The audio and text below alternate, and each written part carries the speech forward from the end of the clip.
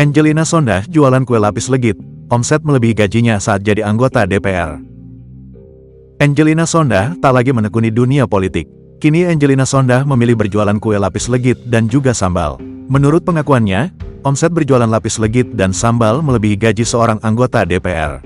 Angelina merupakan anggota DPR pada periode tahun 2004 sampai tahun 2009 dan terpilih kembali untuk periode tahun 2009 sampai tahun 2014.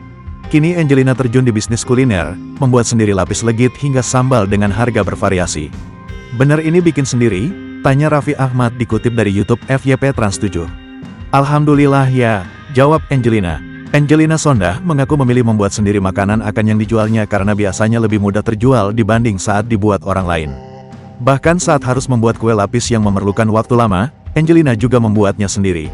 Enggak susah, ngadonnya cuma 2 kali. Yang susahnya itu perlu kesabaran karena berlapis, jelas Angelina. Sementara itu, harga makanan yang dijual Angelina juga disebutnya tak terlalu mahal. Walaupun demikian, dari berjualan kue lapis dan beberapa jenis sambal yang siap makan, Angelina mengaku bisa mendapatkan omset cukup sama besar dengan gajinya saat masih menjadi anggota DPR. Omset kayak gini katanya melebihi gaji anggota DPR, tanya Irfan Hakim. Sebenarnya kalau gaji yang benar di anggota DPR enggak pakai plus-plus, ini faktanya ya, kalau cuma gajinya DPR, enakan kita jual begini, imbuhnya.